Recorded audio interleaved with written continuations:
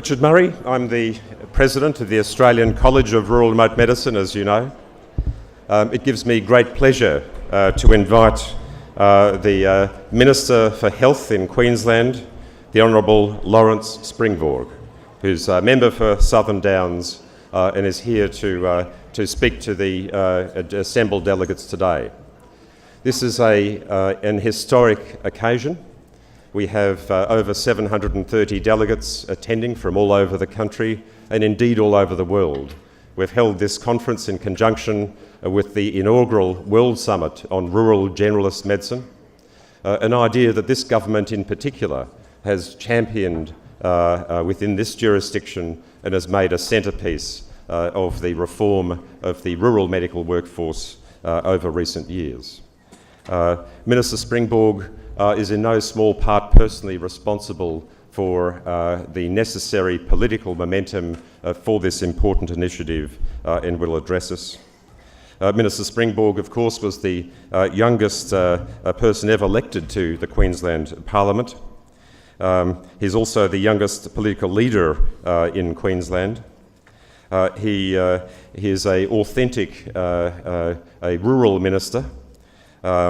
And lives with his family in Yularbin and understands personally and from a family perspective the realities of life, of healthcare and the context of rural and remote Australia. Minister, I invite you to come forward. Thank you.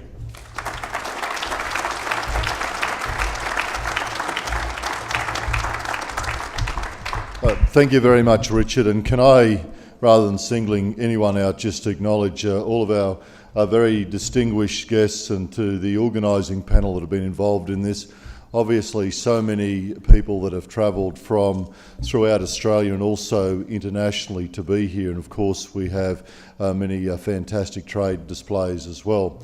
Ladies and gentlemen, it's a great privilege for me to come along here today and have the chance to share a few thoughts with you in relation to how I see the development of rural generalist medicine and indeed rural generalist clinical services, because I think it's something that provides us with an opportunity to really broaden that out.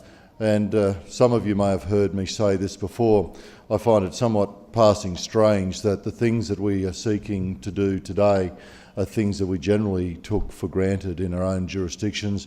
Here in Australia, and I probably dare say internationally, over the last 20 or 30 years, or prior to the last 20 or 30 years, and indeed we've found things become a little bit more specialised, a little bit more focused, and a move away from a generalist workforce where you're able to deal with a whole range of particular medical and clinical quandaries in a more independent way.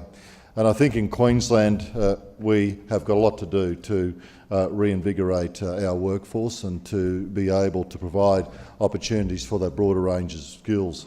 And in this state, of course, we have the Rural Generalist pathway, which is hosted in the Darling Downs Hospital and Health Service District.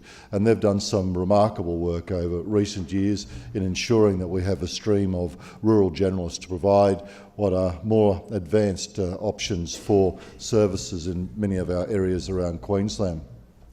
And I think that as we go forward from here, we need to look at expanding that particular process. And today I'm very pleased to indicate to you that the government will be expanding the intake from 37 to 80 per annum in the year 2016.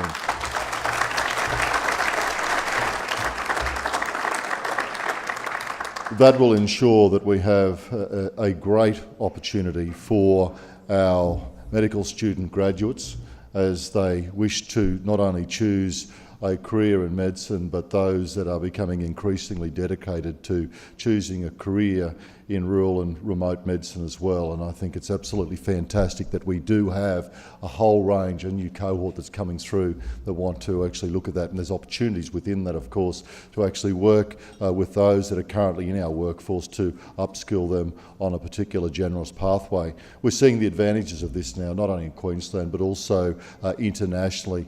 And I think the generalist model of healthcare is something which ultimately shouldn't be just talked about in the context of rural and remote medicine. telemedicine, it should be talked about in the context of healthcare in general. Because if you have a range, multidisciplinary skills, then your ability to be able to not only more competently diagnose, but to deal with what are a range of difficult and challenging and sometimes complex medical conditions, I think provides great opportunities. And we've seen places around the world where that's now being adopted more and more to even our larger secondary and also into tertiary hospitals as well. I also want to do more in the area of ensuring that when it comes to nursing, that we move towards more generalist pathways for nurse practitioners, and only recently had some discussion with colleges around what we should be doing with regards to generalist physicians as well. But I see it as an extraordinary opportunity. Also, ladies and gentlemen, from our perspective in Queensland, as a government, we want to use an evidence base to actually drive further investment in healthcare. Unfortunately, there hasn't been an evidence base, a competent, credible evidence base to a whole range of decisions which have been made to actually reduce services in rural, remote and some of the larger outer regional areas. We want to turn that around. And in Queensland, we've established a rural and remote clinical network ably chaired by Dr. Bruce Chater, who is well known to you. He has a very competent group of people, clinicians in general and the allied healthcare field as well, that are actually looking at what needs to be done to actually set the parameters and to set the scope for further expansion of competent rural services, and to provide that on evidence base, a clinical evidence base, we're able to do that, because whether we like it or not, we need to be able to do that. Just the same as an evidence base is actually now informing our decisions to recreate and re-establish birthing services in areas around Queensland where they have been lost over a period of time. And indeed, turning that back and actually establishing birthing services in those areas is the first time that's actually been done. And I can inform you today that those who are interested in what's happening at Bow Desert, that's well and truly on track to be delivered, certainly by July next year, if not before, and also will be, Cooktown is very much online, and then we'll be moving to look at what we can do beyond that as well. But an important part of that is to actually grow a greater workforce in the area of additional places for rural nurse graduates, and the 105 positions in that area, and also putting in place a scholarship and traineeship program for some 50 midwifery registered nurse graduates in Queensland as well. And that's the first time that program has actually been put in place. It's a part of actually rebuilding those particular services. The other thing which is important, that as we go forward in this, that we actually have a scope of workforce planning to see what we need for the future. That clinical network is also doing that, and looking at what sort of services can and should be expected to be delivered in the hospitals in rural and regional and remote areas. So it's about making sure that what are the service guarantees, so that our hospital and health services have got a reference point, so they know what they should be expected to competently deliver in an area, and therefore that provides certainty for the clinicians that are delivering those services, but also as well, ladies and gentlemen, for the patients, and provides that certainty for the community at large.